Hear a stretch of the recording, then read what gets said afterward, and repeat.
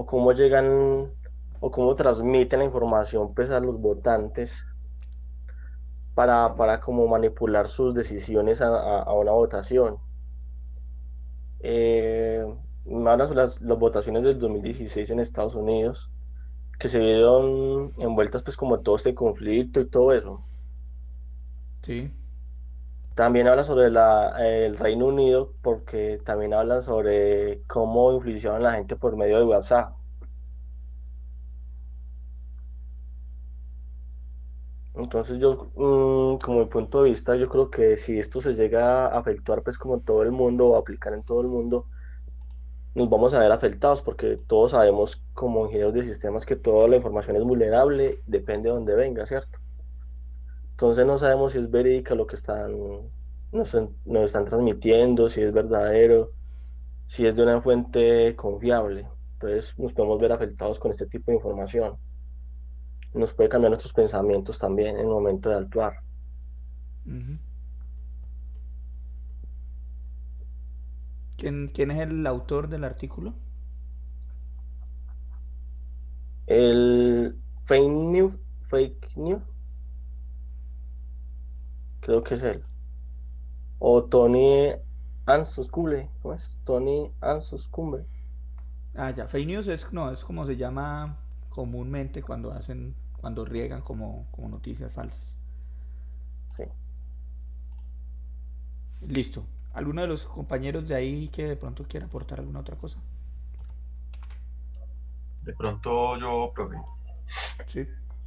Sí, en efecto, pues digamos que más que digamos como a la votación, digamos como que el tema central es a la democracia en general, que digamos como que se está viendo vulnerada. Por lo tal, ahí mencionan el caso de Facebook, en el cual pues se sabía que esto ya estaba desbordado y que había una intervención ahí, una manipulación básicamente de pensamientos en la que desorientaban a las personas.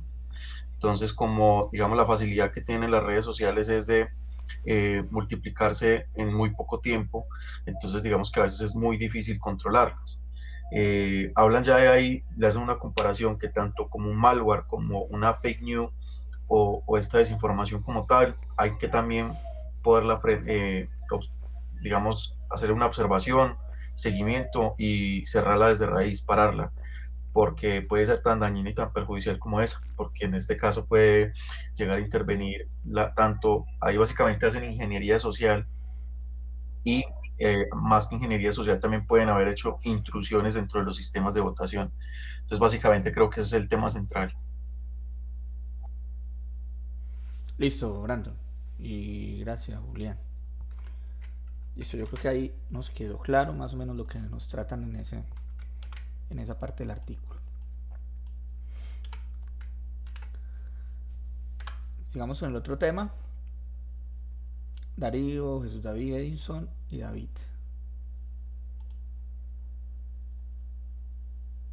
David Felipe. Sí, señor. El tema es de, creo que por acá lo pongo otra vez. Machine Learning versus Max.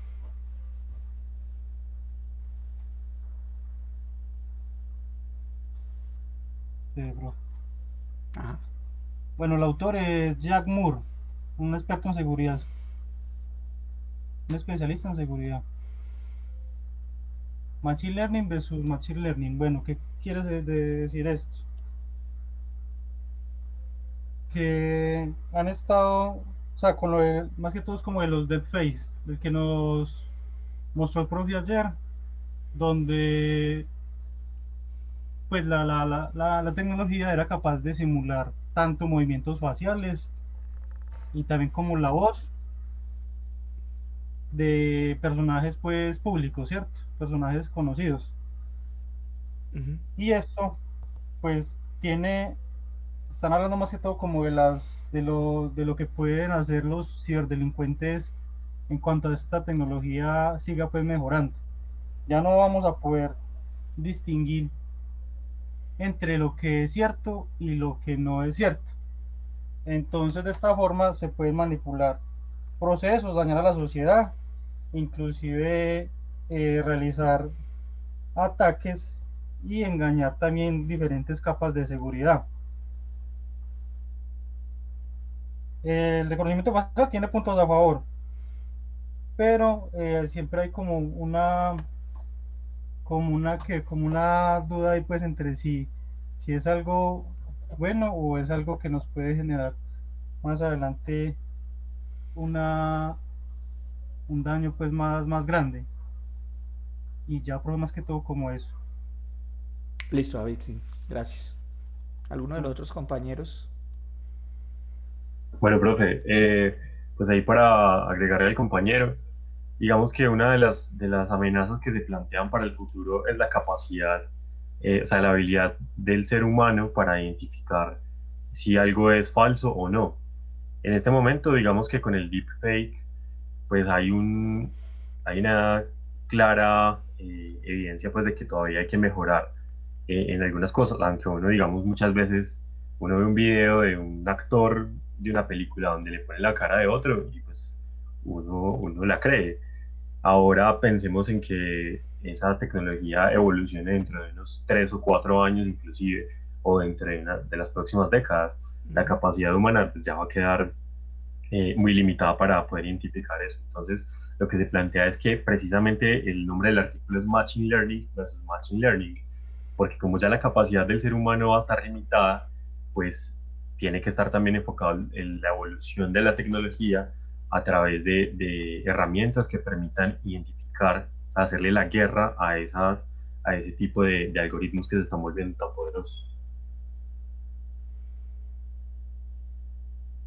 Listo, David, sí, muy claro. Muchas gracias.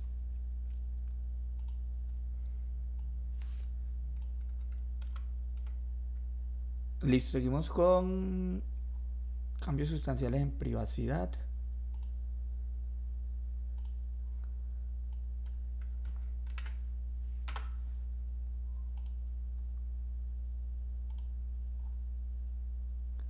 Julián, Julián Morales.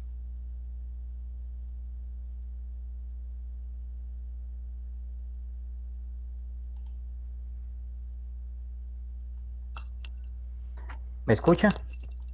Sí, Julián. Bueno, profe, el tema que nos tocó nos habla de los cambios sustanciales en la materia de la privacidad. Pues tiene unos puntos muy importantes porque nos habla en sí del cambio del rumbo, porque cuando se empezó a utilizar el Internet, no se diseñó con la seguridad suficiente. Fue en el transcurso del tiempo que vieron la necesidad de hacer unos cambios sustanciales.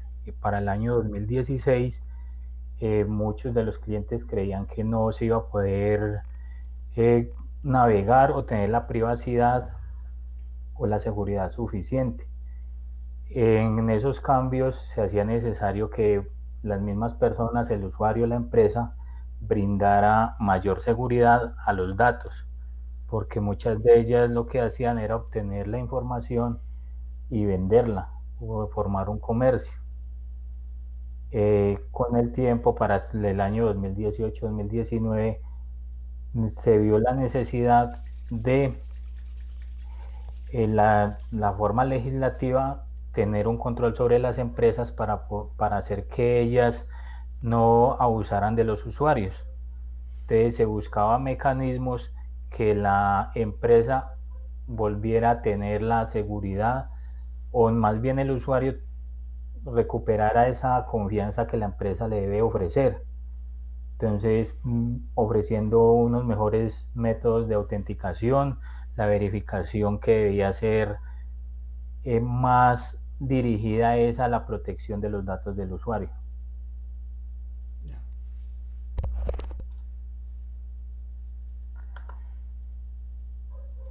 Listo, Julián, gracias. Bueno, ¿Alguno de los compañeros, Jacobo, Juan Pablo, Daniel?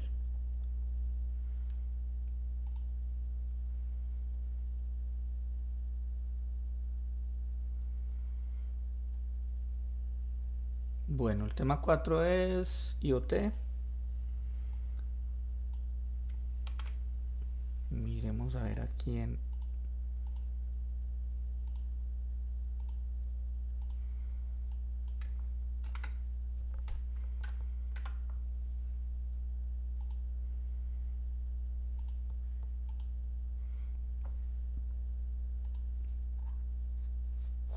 Jonathan. Sí, señor, ¿me escuchan? Jonathan Valencia, sí. Bueno, el tema a tratar es sobre las ciudades inteligentes, edificios inteligentes, el peligro en tanto a los ataques que se pueden cometer a toda esta infraestructura, ¿no es cierto? Ujú. Es un artículo escrito por Cecilia Pastorino. ¿Y qué es lo que trata y qué es lo que abarca más que todo el artículo?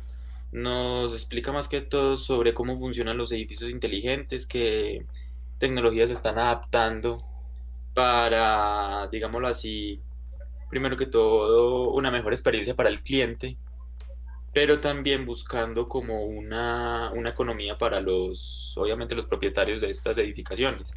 Se decía que en Las Vegas hay un casino donde ya tienen automatizado el aire acondicionado, es decir, que muchas veces usan el aire acondicionado a ciertas horas, a cierto tiempo inadecuado, y ya con esta tecnología pues se ahorraron más de $2 millones. Eh, en otra edificación utilizaban en los parqueaderos la energía que se utilizaba en el parqueadero, y con esta misma energía alimentaban las cajas registradoras y también se ahorraban cierto Mm. tipo de dinero. También abarcan temas sobre los dispositivos inteligentes que se están utilizando en las ciudades, las cámaras web, eh, los termostatos, que son dispositivos que están regulando la temperatura, que son dispositivos que están tomando también la seguridad de ciertas calles, de ciertas localidades, de ciertas ciudades, pero también expresan la preocupación sobre qué llegue a pasar cuando un atacante vulnere estos sistemas. ¿Cómo va a ser, por ejemplo, el impacto o el alto riesgo que se va a cometer, que se va a tener, perdón, cuando una persona malintencionada recolecta información acerca de cómo se está comportando una ciudad? Entonces, más que todo es como nos está invitando, que obviamente ella dice que no en un futuro muy lejano, y no creo que estemos muy lejanos a adaptarnos a esas tecnologías, que ya vayamos a un centro comercial y ya solamente pasando por la entrada ya tome nuestra información, nuestras fotos. Entonces, sí, eso es lo que abarca más que todo. Muy interesante. Listo, Jonathan, muchísimas gracias. Ella estuvo ahí en la universidad, la que escribió ese artículo estuvo el año pasado allá en la universidad. Qué bien. Listo, y el último tema, Carlos Andrés, Alejandro Pablo o Jonathan.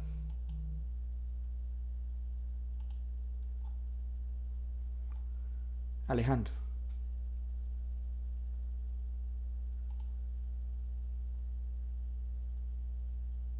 Sí está conectado Alejandro Vergara. Profe, muy buenos días y a todos los compañeros. Pues a nosotros nos tocó el tema de transformación digital y seguridad de la información. El actor es Camilo Gutiérrez. En sí este documento habla sobre la transformación de, de lo que es el paso a la transformación digital.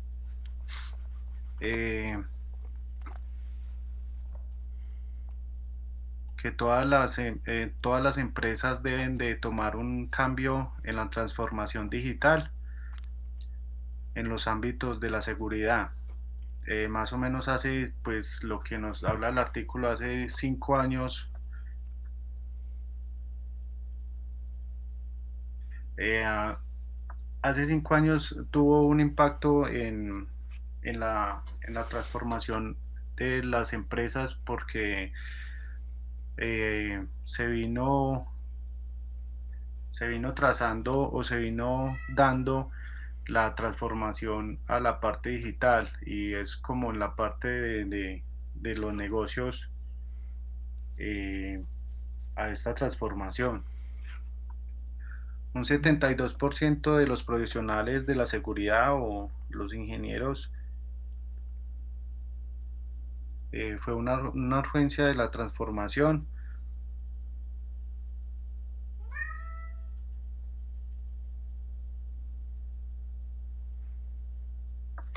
Para disminuir pues lo que era la brecha digital.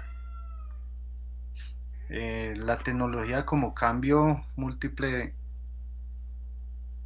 son múltiples de las tecnologías como un proceso que se considera. Ya llegan, por ejemplo, en este sentido,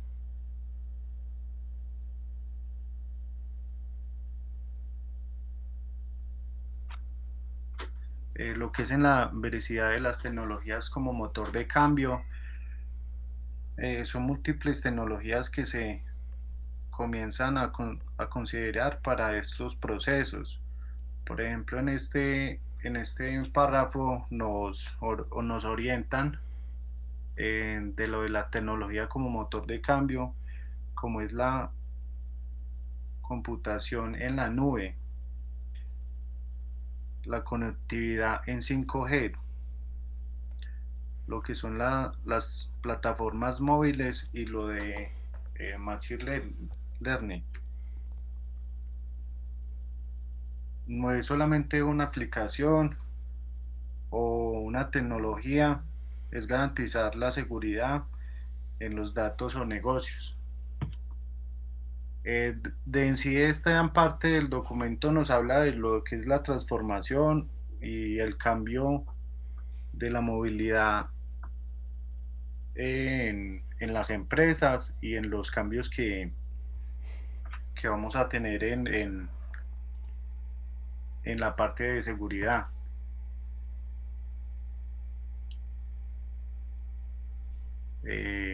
Profe, ya. Listo, Alejandro. ¿Alguno de los otros compañeros de pronto quieren aportar alguna otra cosa? Pablo. Sí, profe, claro. Sí, Carlos. Bueno, creo que la transformación digital abarca todos los temas que los compañeros anteriormente tocaron. Hay tres temas centrales en la transformación digital. El equilibrio, tener claro que el activo más crítico es pues los usuarios finales, y también saber de que las empresas tienen que tener claro que no es solo hacer la inversión en una estructura tecnológica de punta, sino que tener educada a todo el personal para darle el manejo correcto. De nada sirve usted tener el mejor firewall, el mejor Fortinet, cableado estructurado, todo, si los usuarios finales no le dan uso a eso correctamente. Como usted nos decía ayer, todos los ataques se ven es por los usuarios finales, entonces la transformación digital cada 3 meses está cambiando, cada 3 meses hay una tecnología nueva, la cual siempre tiene que haber alguien que la sepa manejar y que sepa dar un correcto uso. Entonces la transformación digital nos hablas del cambio de operación en todos los procesos de una organización y pues hace el llamado a la seguridad, pero creo que la seguridad depende mucho de los usuarios finales. Listo, Carlos.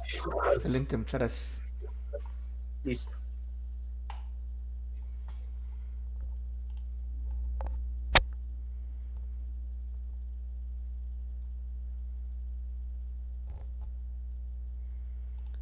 Listo, entonces continuemos. Un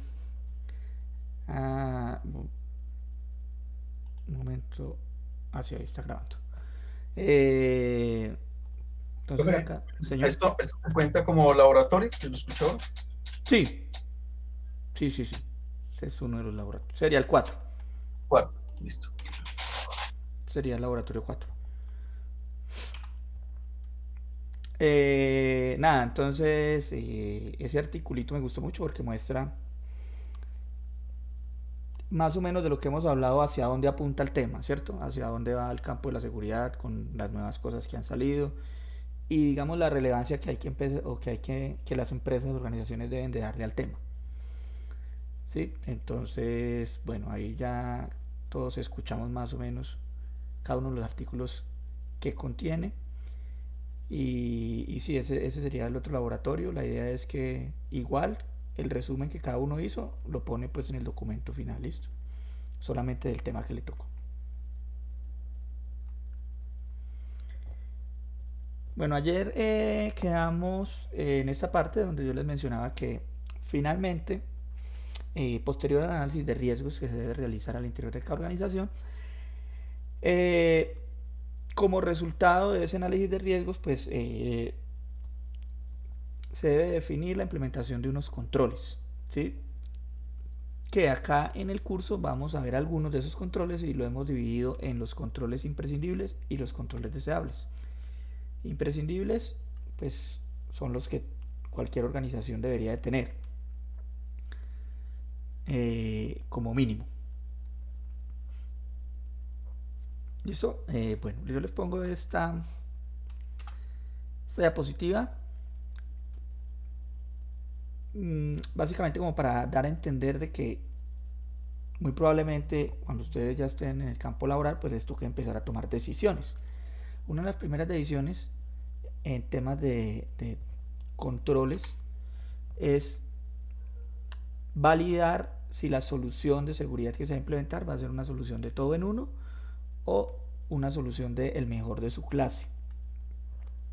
¿Listo? Una solución de todo en uno hace referencia a dispositivos integrados que en el mismo dispositivo pues integra diferentes tipos o soluciones de seguridad. Y el mejor de su clase pues no es un único dispositivo, sino que serían dispositivos independientes, separados. Eso se llama un UTM. Un UTM sería como el todo en uno, ¿cierto? Como el hombre orquesta. Un UTM, básicamente un UTM significa gestión unificada de amenazas y son dispositivos de red que se encargan de proteger las organizaciones de las diferentes amenazas. ¿Qué característica tiene? Pues que tiene múltiples funcionalidades en un mismo dispositivo. Por ejemplo, tiene el firewall, tiene el IPS, el antivirus, la VPN, el proxy, balanceo de cargas, DHCP, DNS, todo integrado en la misma caja. Listo, ese sería el UTM. ¿Qué ventajas me tiene el UTM? Reducción de costos, ¿cierto? Porque yo tengo un único dispositivo. Entonces, pues eso va a hacer que sea la solución más económica. Va a ser mucho más simple la implementación. Y pues yo me voy a tener que entender con un único proveedor o con un único fabricante, ¿sí? Entonces estas son soluciones que algunos fabricantes están promoviendo, ¿cierto? Por ejemplo, Fortinet tienen UTMs, Cisco tiene UTMs, bueno.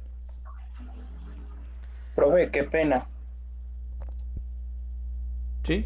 Pero ese UTM sería contradictorio según la norma, porque en la norma dice que hay que segregar las funciones y ahí, pues si hay una falla, se dañaría todo. Sí, sí, de hecho ese sería uno de los puntos en común. En realidad la norma, cuando se dice la norma, pues supongo que la hizo 27000, ¿cierto? Y profe, claro, ahí dice que tiene que ser una seguridad por niveles para que, pues, cuando haya un intruso o algo, tenga varios desafíos para poder tener acceso a toda la organización. Sí, pero yo creo que con eso, o sea, pienso yo que el hecho de que sea unificado no necesariamente es que solamente sea un paso y ya, o sea, algo unificado puede ser como por ejemplo cuando tenemos, bueno, yo voy a hablar algo pues muy de desarrollo, pero si tenemos un CRM o algo así, pues digamos que un CRM es unificado a la final, pero tiene distintos módulos o distintas funcionalidades. Pues pienso que el hecho de que sea unificado no quiere decir que sea, que digamos que solamente tenga un nivel de complejidad o un nivel de acción. Sí, tal cual. O sea, el hecho de que sea unificado no necesariamente implica que, o- que la solución como tal no sea modular, ¿cierto? De hecho es así, ¿cierto? De hecho, al UTM uno le va agregando lo que va necesitando. Por ejemplo, usted puede tener el UTM y bueno, yo solamente le voy a licenciar el firewall. Y ya, no, pero yo le voy a licenciar el firewall y le voy a licenciar el proxy, porque necesito las dos funcionalidades. Es una opción, ¿cierto? Es una opción, pero les digo ya, seguramente más adelante o cuando estén laborando van a tener que empezar a hacer ese tipo de análisis. Bueno, si compro un UTM me vale 10 pesos o mejor, tengo dispositivos independientes y bueno, me vale 25 pesos. Profe, pero uno, ¿cómo se basa en la decisión? Dependiendo de la estructura o de la conformación de la empresa, o cómo uno se basa Cada, en ese organi- tema para poder tomar la mejor decisión. cada organización pues es diferente, ¿cierto? Entonces pues cada organización va a tener sus particularidades que lo llevan a uno a tomar esa decisión. Ahí lo que hay que tener en la mesa es saber exactamente, bueno, cuáles son los pros y cuáles son los contras, cuál es el valor de este, cuál es el valor del otro, y en base en eso, pero pues específicamente no, es difícil, ¿cierto? Normalmente lo que se ve o la tendencia es que empresas pequeñas, pymes, eh, mm, utilizan soluciones integradas, un UTM, ¿sí?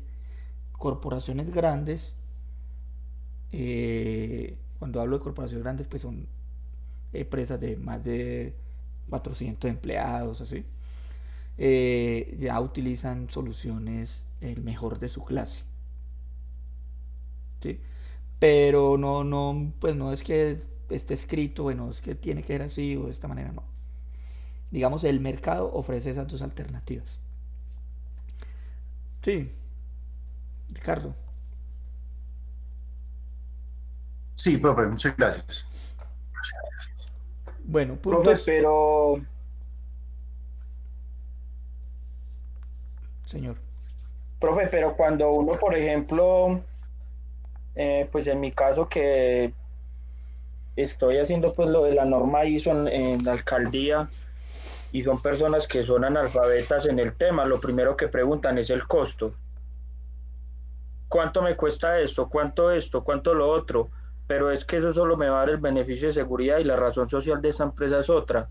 O sea, es la ignorancia es sin límite, sin saber de que un accidente de seguridad puede causar la parálisis de todo el proceso de la alcaldía, ¿sí me entiende? Ujú. Por ejemplo, en el caso mío es eso, el costo. La alcaldesa ahí mismo me dijo, bueno, ¿y el costo? ¿Cuánto me vale eso?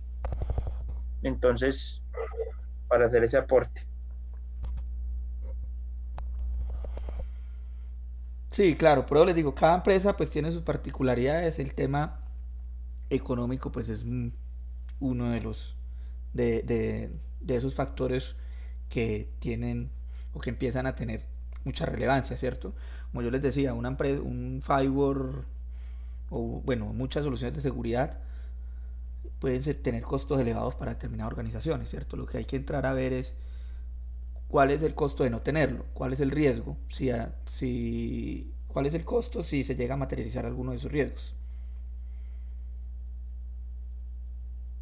Sí, pero sí, es un tema bastante complicado. Eh, lo ideal es tener el apoyo pues de las directivas, de la alta gerencia, pero en la actualidad, y eso que eso ha mejorado muchísimo pues por la relevancia que ha tomado el tema y por todas las noticias que han salido y eso ya digamos que la gente está más concientizada. Pero de todas formas es uno de las piedras en el zapato que todos tenemos. Bueno, que muchos tienen. ¿Sí? Hay empresas que entienden y que de hecho en las áreas de tecnología la mayor cantidad de la plata se va para seguridad. Pero hay otras que no.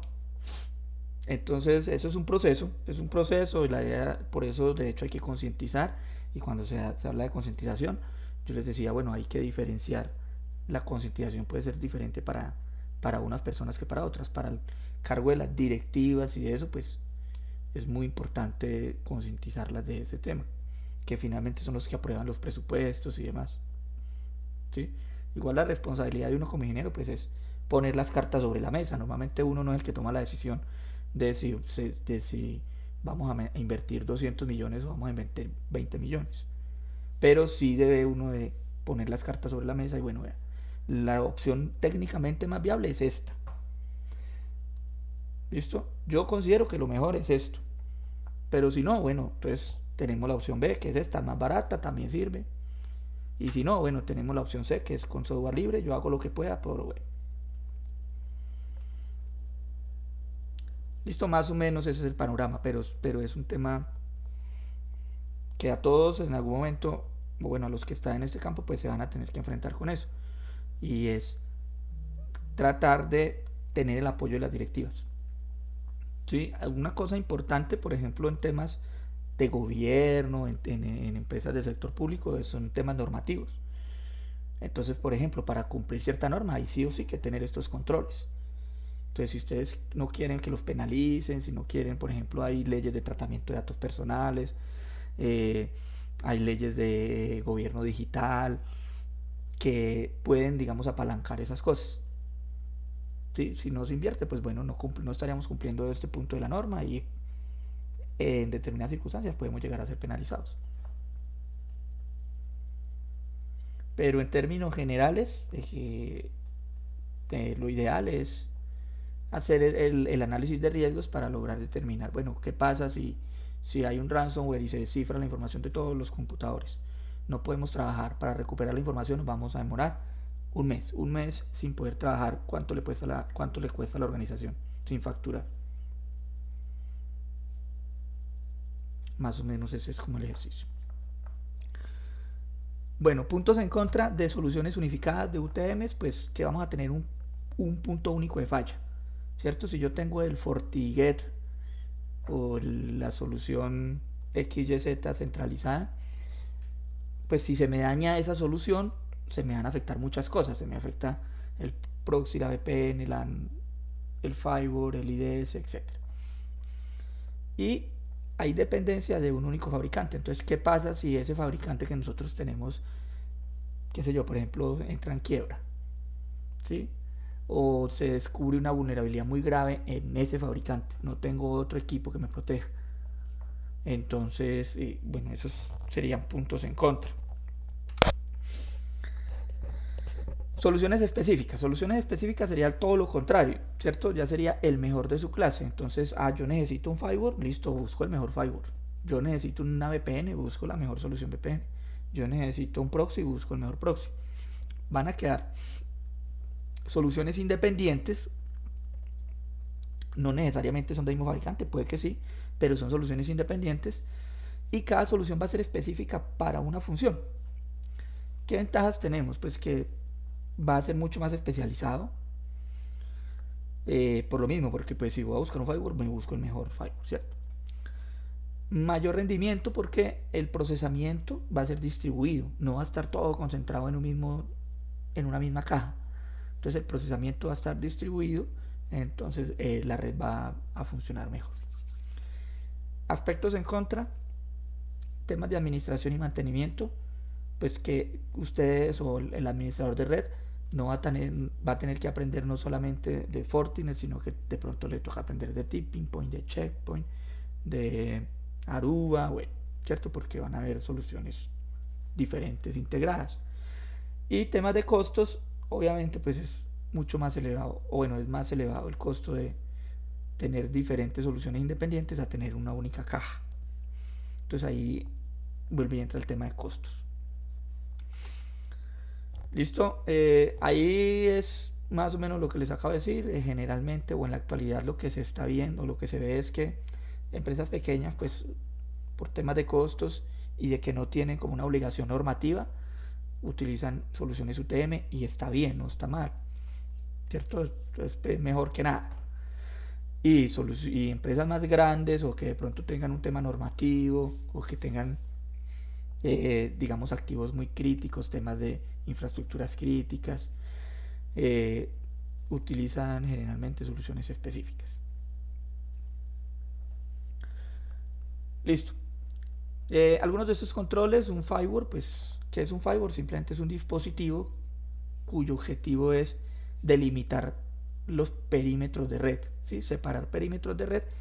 Puede estar o puede ser desarrollado en base a hardware o en base a software. Y su función principal es permitir o denegar conexiones entrantes y salientes, ¿sí? Él es como el portero de la red, el que me va a decir siga o no siga, dependiendo de que hay unas políticas que yo le cree.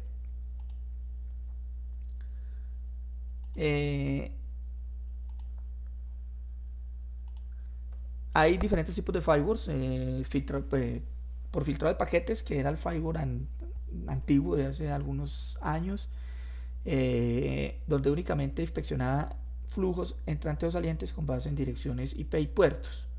Entonces yo creo una regla con permítame esta IP por este puerto y ya. En la actualidad ya no se utilizan mucho, no está recomendable usarlos porque ya digamos que la inspección debe ser un poco más profunda. Entonces hay firewalls de control de estado, Stateful Inspection, y básicamente estos firewalls, que serían los firewalls de segunda generación, son los que me permiten controlar el flujo con base en sesiones. Entonces ya no únicamente ve direcciones IP y puertos, sino sesiones. ¿Sí? Recuerden que cuando uno se está trabajando en TCP o en UDP, se establecen unas que llaman los sockets, y el establecimiento de esos sockets me permite controlar las sesiones. Entonces estos son mejores porque ya permiten llegar a ese nivel. Y los firewalls de nueva generación también se conocen como firewall de aplicaciones. Bueno, estos tienen la característica de que permiten inspeccionar ya a nivel de aplicación específica. Entonces ya no solamente a nivel de firewall, a nivel de direcciones IP de puertos y sesiones, sino también a nivel de aplicación. Por ejemplo, en estos firewall yo ya puedo decirle, bueno, yo le voy a permitir conexión a Facebook, por ejemplo, pero no le voy a permitir el chat de Facebook o los jueguitos de Facebook, ¿cierto? Ya inspecciona dentro de las aplicaciones algunas, pues, las funcionalidades propias de la aplicación. O bueno, no le voy a permitir WhatsApp, pero en el móvil, no web WhatsApp, por ejemplo.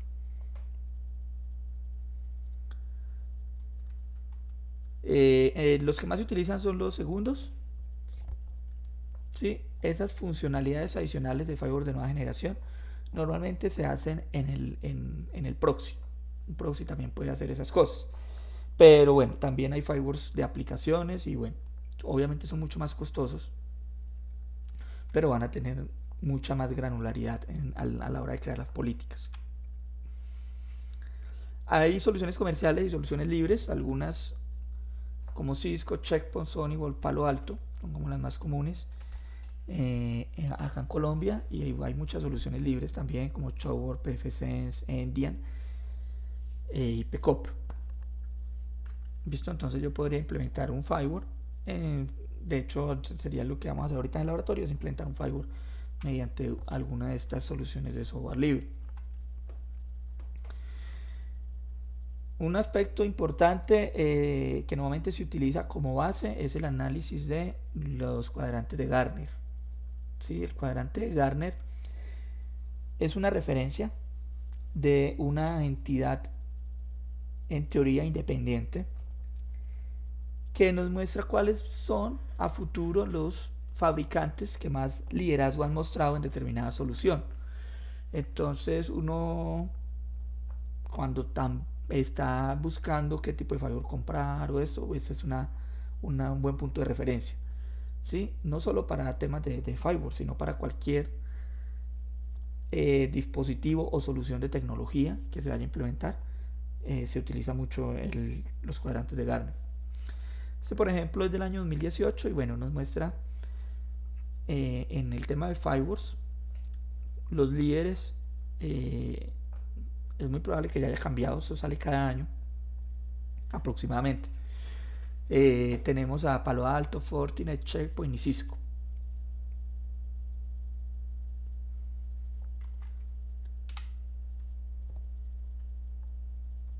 Bueno, esta sería una topología típica de la implementación de un firewall, ¿sí? Sería un firewall básico con 3 zonas: una zona externa o outside, una zona DMZ y una zona inside, que sería interna, ¿cierto? Entonces tenemos la red interna, la DMZ, que es la zona donde normalmente se exponen servicios, entonces ahí están los servidores, y internet, ¿cierto? Esa es como la topología más básica de seguridad perimetral utilizando firewalls. Una de las características que tienen los firewalls es que permiten hacer NAT, traducción de direcciones de red, Network Address Translation, y básicamente es la forma como se comparte la conexión hacia internet, ¿cierto? Nosotros normalmente una empresa pues puede tener acá 50, 100, 200 equipos que están navegando o saliendo de internet a través del firewall. Entonces este firewall me está recibiendo una dirección IP pública, y la está compartiendo, por decir así, para los 200 o 100 empleados que hay al interior de la organización, ¿cierto?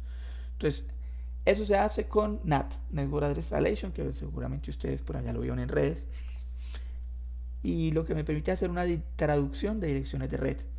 Recuerden que hay direcciones IP públicas y direcciones IP privadas. Entonces, las direcciones IP públicas son las que se utilizan para navegar. Cualquier dispositivo que salga a internet va a tener que tener una dirección IP pública. Sería como la que veíamos ayer cuando uno entraba al portal web, cuál es mi IP address, ¿cierto? Y la dirección IP privada son IPs que no son enrutables directamente en internet. Normalmente son las que empiezan por 192, 168 o por 172, 16 o por 10 puntual. Entonces, cuando algún dispositivo que tenga una IP privada va a salir a internet, pues necesita que el firewall le preste la IP pública. Entonces eso se hace con NAT. Entonces los firewalls deben de tener eso. Un router también hace eso, ¿sí? De hecho, cuando el ISP le pone a uno el canal de internet, le monta un router, ¿sí? Porque a ellos no les interesa la privacidad del usuario. Ya digamos, los aspectos de seguridad pues son propios de cada organización. Entonces lo primero que uno hace es que después de ese router pues va a poner el firewall. ¿Listo? ¿Para qué? Para complementar el NAT que me hace el ISP con las medidas de seguridad que yo voy a poner en mi red.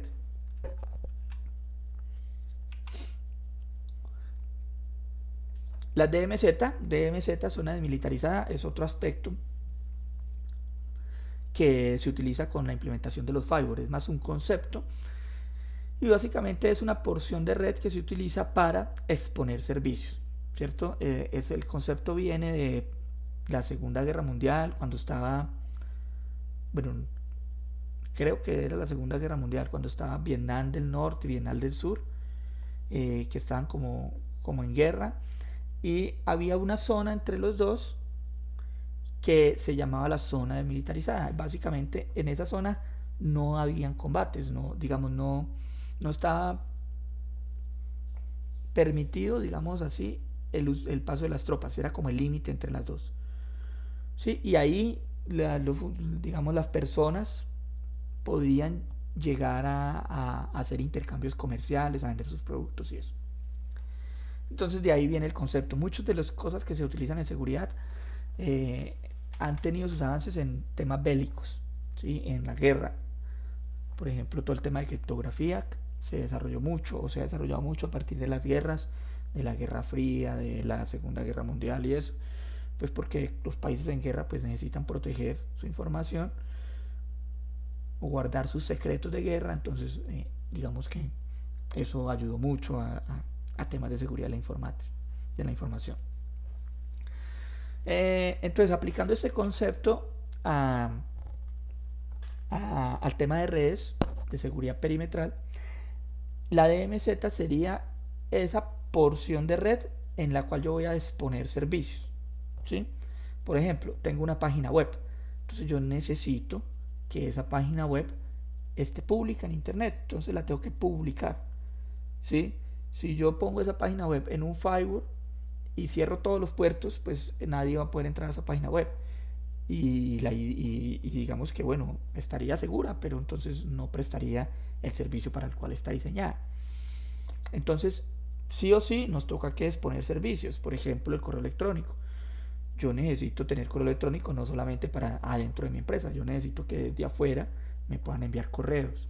Entonces, tendría que exponer ese servicio para poder recibir los correos, ¿cierto? Y así. Entonces, eso, para hacerlo de forma segura, se hace en la DMZ. No se hace en la misma zona interna, donde yo tengo mis servidores internos o mis clientes. Se hace en una zona aparte especial. ¿Por qué? Porque esa zona va a tener más riesgo, ¿cierto? Como va a estar expuesta en internet, va a ser muy probable que empiece a recibir ataques. ¿Listo? Entonces, por eso la ponemos en una zonita aparte. ¿Sí? La ponemos por allá como en cuarentena, por decirlo así. Si de pronto, como está expuesta, un atacante logra entrar, logra explotar alguna vulnerabilidad, pues el daño va a ser relativamente poco. ¿Por qué? Porque como está ya encerrada, solamente el atacante va a poder ver ese equipo, ¿sí? No va a poder ver el resto de cosas que hay adentro. ¿Listo? Entonces por eso se utilizan las DMZ. Zonas típicas de los firewalls. Bueno, tenemos la zona de internet, la externa, la DMZ, que sería la donde yo pongo los servicios, y la red interna, que sería la red LAN. Normalmente se utilizan esos colores, la zona roja, la zona naranja y la zona verde. Muchos firewalls manejan como ese referenciamiento de esas zonas por esos colores para, digamos, a nivel del administrador ver más fácil cuando está revisando el flujo de los paquetes y eso, por el colorcito se identifica más fácilmente. Pero bueno, no necesariamente tiene que ser así. Lo importante es que se tengan esas zonas definidas. Entonces, nada, ahí tenemos la Insight, sería la zona green, la DMZ, que sería la orange, y la zona roja red, que sería la conexión a internet. Eso sería un firewall típico, pero pues no hay por qué limitarse únicamente a esas tres zonas. Uno podría pensar en crear muchas otras zonas. De hecho, para darle más robustez a la arquitectura de seguridad perimetral, lo recomendable es tener mínimo estas 5 zonas. Entonces tenemos la red, ya sabemos que es la naranja y la verde, que sería internet, la DMZ y la zona LAN, pero deberíamos de tener mínimo estas otras 2 zonas, que serían la zona amarilla, que sería una DMZ de backend. Entonces ya no tendríamos una única DMZ, sino 2 DMZ. Una DMZ de frontend, que sería la DMZ donde yo voy a poner los servidores que voy a poner servicios hacia internet. Pero adicionalmente, pues también es bueno tener una DMZ de backend en donde yo voy a poner los servidores internos, por decirlo así. Es decir, recuerden que habíamos hablado de que muchos de los ataques eran realizados por insider, ¿sí? Personal interno. Entonces, así yo esté adentro, también debo de proteger mis servicios o sí, los servicios que estoy prestando. Entonces, por eso también es recomendable utilizar una DMZ interna. Entonces tenemos una DMZ externa y una DMZ interna.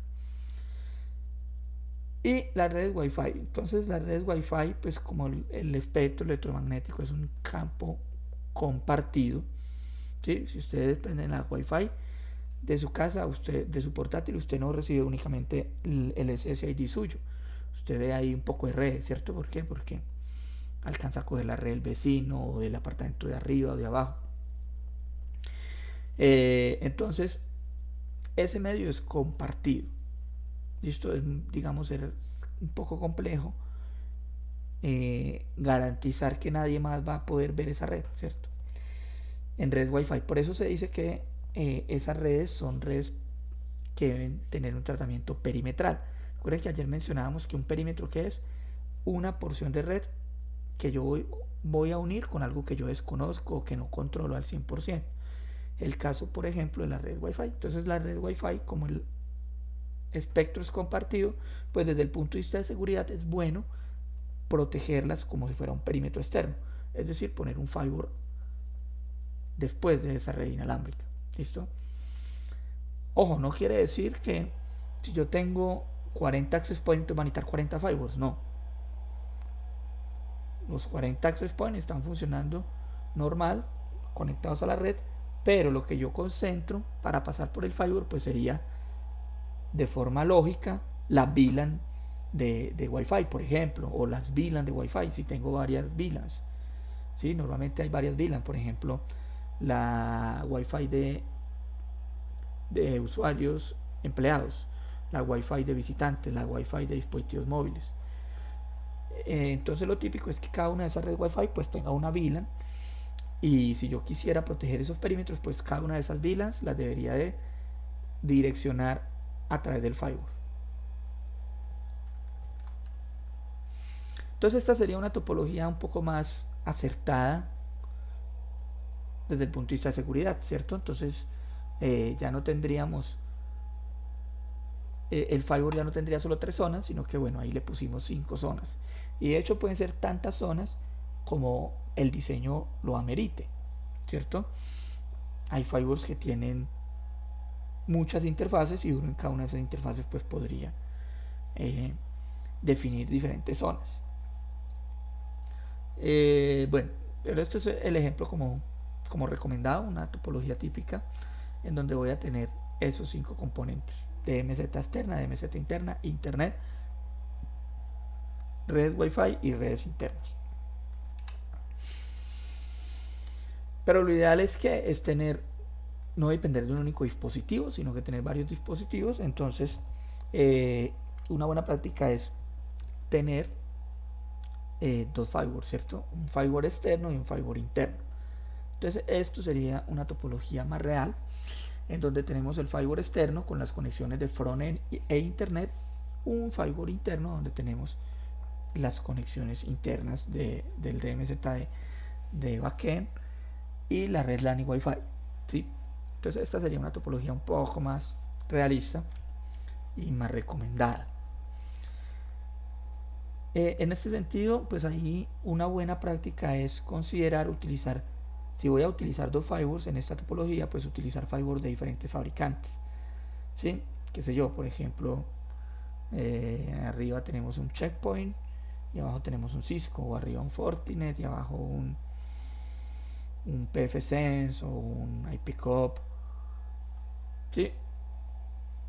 ¿Por qué? Porque pues si se le llega a ver una vulnerabilidad en alguno de los firewalls, pues que bueno, no me afecte al otro, ¿cierto? Que un atacante no pueda pasar de uno al otro muy fácilmente con la misma vulnerabilidad. Bueno,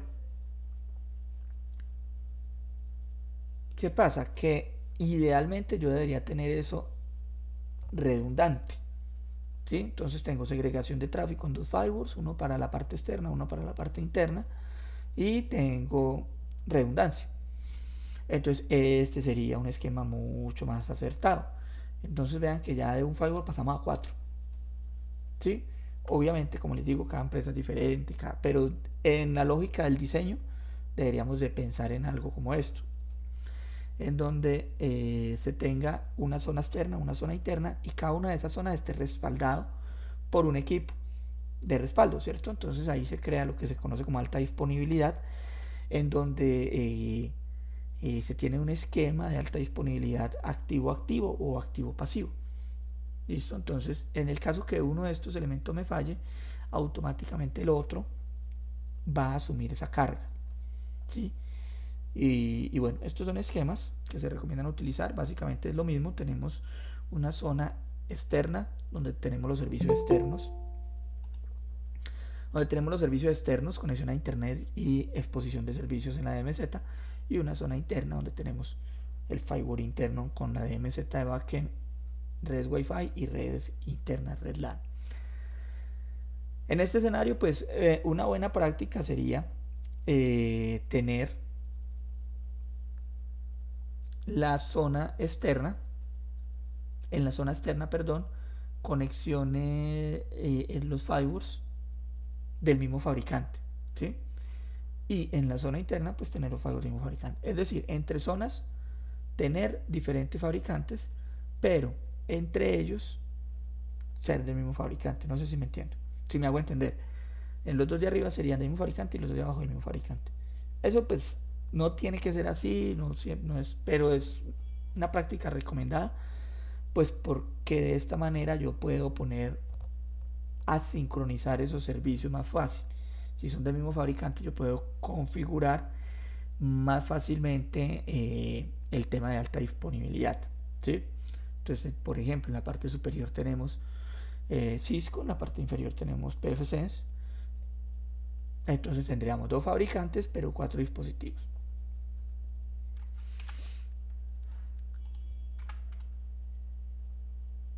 Bueno, como les digo, habría que empezar a tomar decisiones. Entonces, otra de las decisiones que hay que empezar a tomar, bueno, de eso lo vamos a poner activo activo o activo pasivo.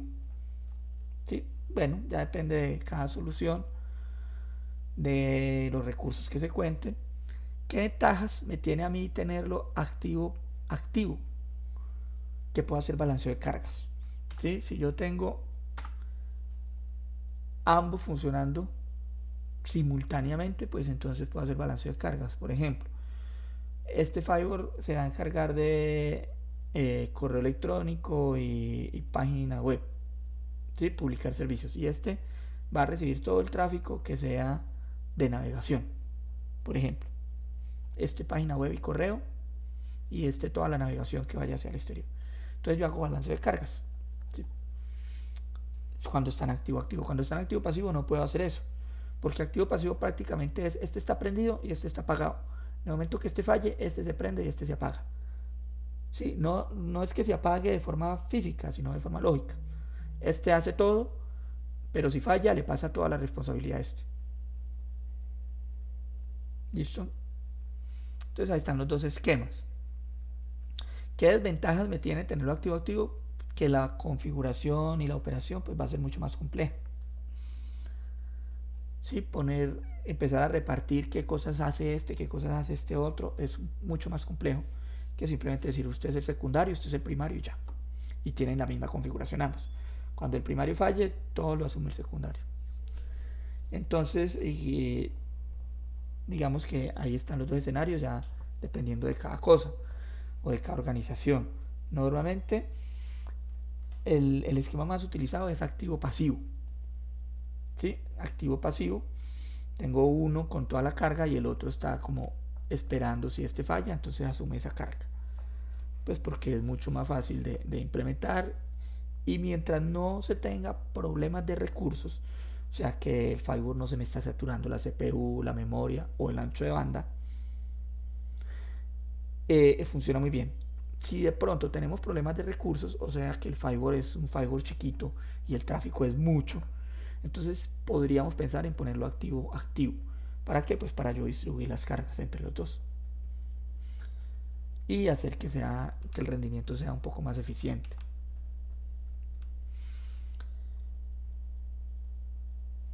Listo, ¿qué pasa? Que ese firewall pues hay que saberlo configurar, ¿cierto? Entonces yo puedo tener el firewall, pero si no está bien configurado, pues no me sirve de nada. Entonces hay que saberlo configurar, digamos, de una forma lógica y estructurada. Y las buenas prácticas, cuando pongan este muñequito ahí, es porque son buenas prácticas, ¿cierto? Cuando vean ahí la carita feliz.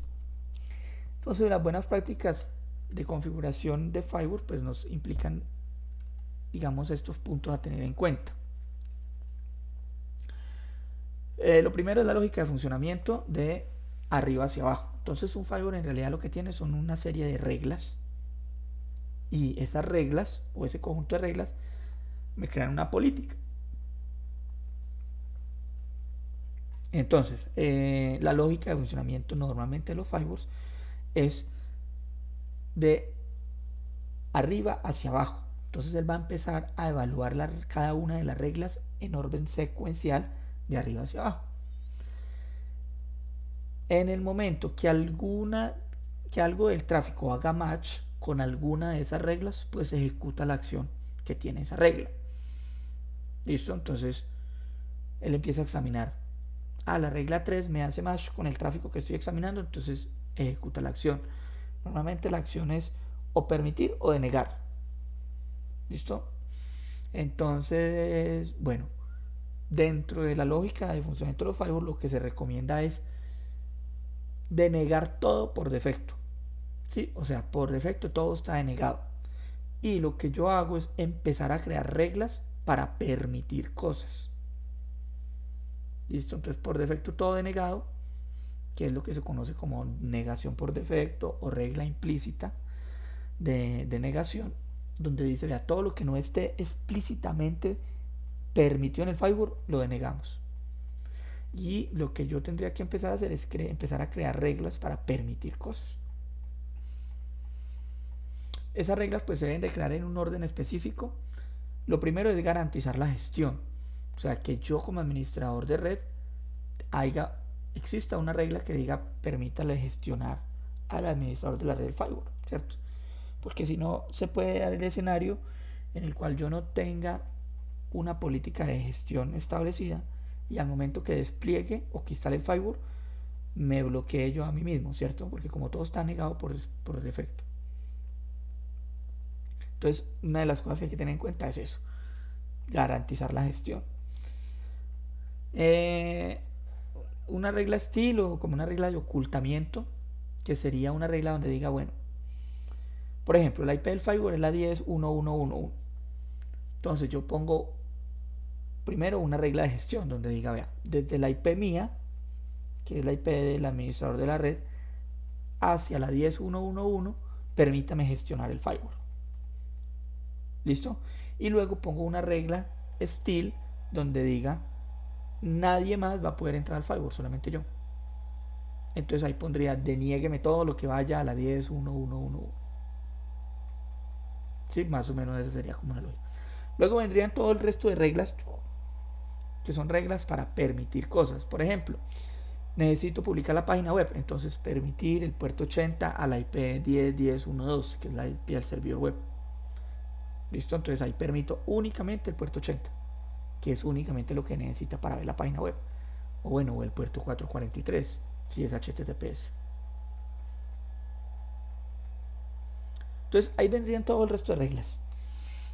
Luego vendrían la regla de cleanup, que la regla de cleanup pues es la regla de limpieza, donde simplemente pongo, listo, todo lo que no esté arriba lo deniego por defecto. Entonces digo, deníegueme todo, desde origen cualquiera hasta destino cualquiera, any, deny. Todo va a estar denegado. Para poder que algo funcione, tiene que estar arriba previamente definido en el resto de las reglas. Bueno, temas a tener en cuenta: verificar las reglas implícitas. Entonces los firewalls tienen unas reglas por defecto, entonces hay que verificar que esas reglas sí estén bien o si hay que, digamos, generalmente lo que uno hace es borra todas las reglas implícitas, arranca de cero y empieza a crear sus propias reglas. Primero el tráfico entrante, luego el tráfico saliente, ¿cierto? Tráfico entrante es los servicios que yo voy a exponer, mi página web, mi correo, mi FTP, mi web service. Bueno, depende de la organización.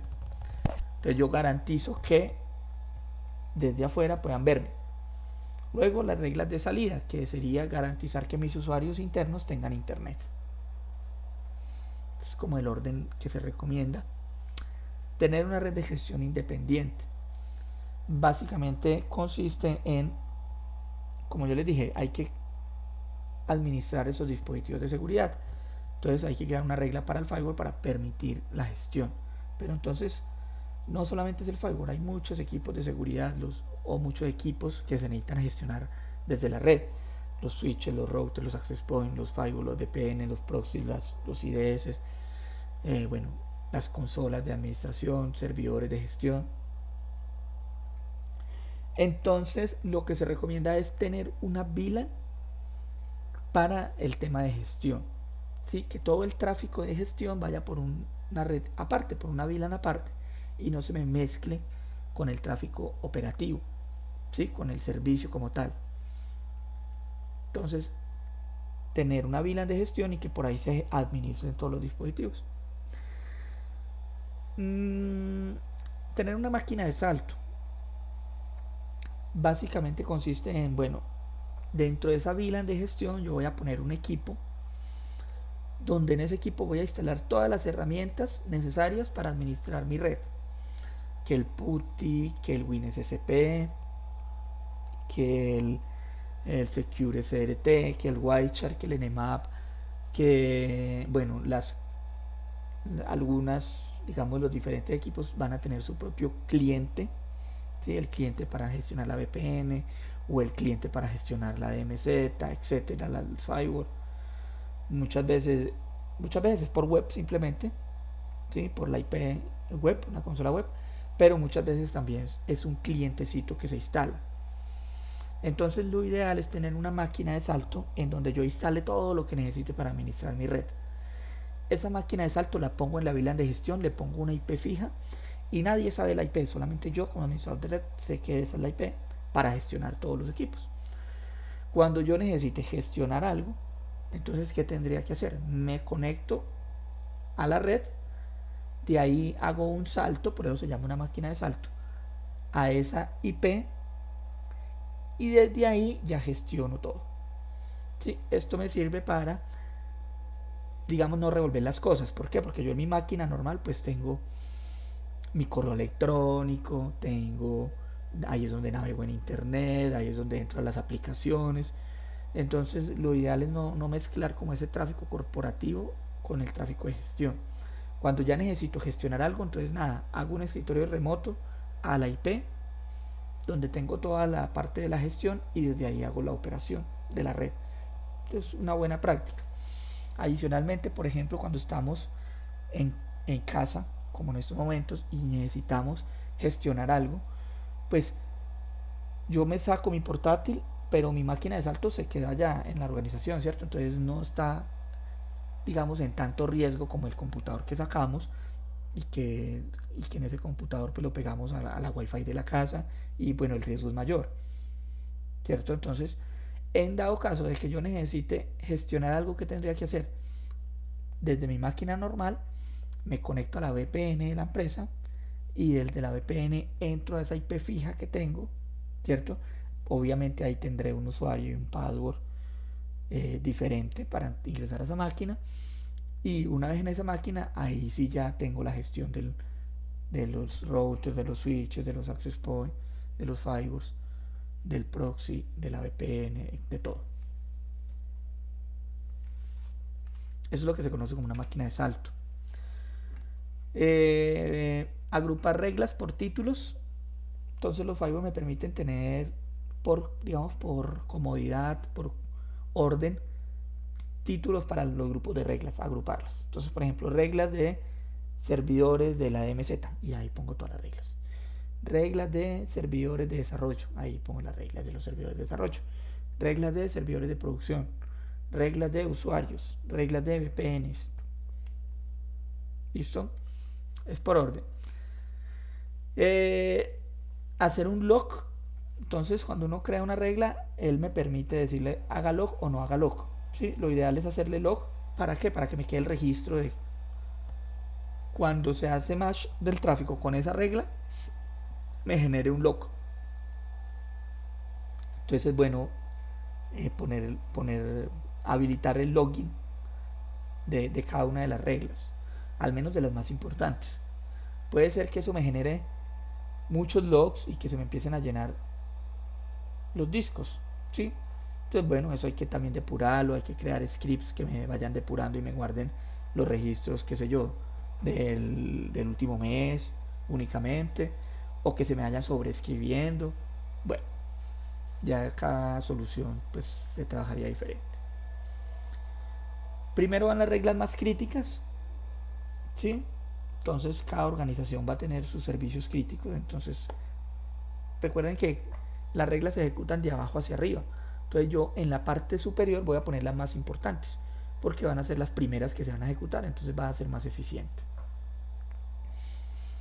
Sí, por ejemplo, es una empresa de una tienda online, entonces lo más importante es garantizar las reglas de la tienda online al principio, ¿cierto? Del servidor de compras, por decirlo así. Documentar. Entonces cada vez que se crea una regla, lo ideal es documentarlo para que al momento de que cambiemos de administrador de red, por ejemplo, pues eso quede documentado y se sepa exactamente qué fue lo que se hizo. ¿Sí? ¿Qué se debe poner en la documentación? Bueno, la fecha, quién hizo el cambio y para qué es esa regla, ¿cierto? Por ejemplo, garantizar conexión por BNC al usuario Pepito Pérez. Sí, la regla la creó Diego González en febrero del 2020. Y bueno, ojo con los any.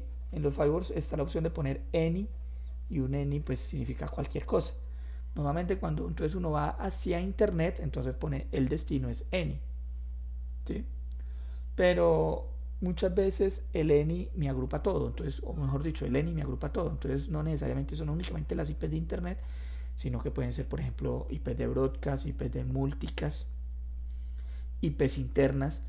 Entonces hay que depurar un poco eso. La recomendación es no utilizar mucho los N, sino, por ejemplo, crear grupos donde diga internet, y ahí pongo todas las IPs de internet, pues ahí los rangos, obviamente, ¿cierto? Todas las IPs públicas y ya. O broadcast o multicast, ¿cierto? No utilizar mucho el N, sino entre más segregación y granularidad se tenga, pues va a ser mejor. Y tener cuidado con las reglas temporales. Muchas veces uno dice, vamos a poner esta regla para hacer esta prueba y es temporal y luego la afinamos. Y generalmente lo que es temporal se queda como definitivo, entonces hay que tener cuidado con eso. Si se pone una regla temporal, pues la idea es documentarla como temporal para que después, cuando se haga la revisión de los dispositivos, vea, hasta quedó temporal, afinémosla. Y listo. Bueno, la idea sería entonces hacer un laboratorio sencillito de crear un firewall y configurarle una reglita. Entonces, son las 9:50. 9:53. Entonces nos vemos, descansemos 15 minuticos, ¿sí? Y nos vemos a las 10:10. Listo, profe. Listo, profe. Listo, profe, una. Listo, entonces nada, nos vemos a las 10:10 y a pasar este laboratorio. ¿Listo? Profe, no olviden por detener la grabación para que quede solo esta parte.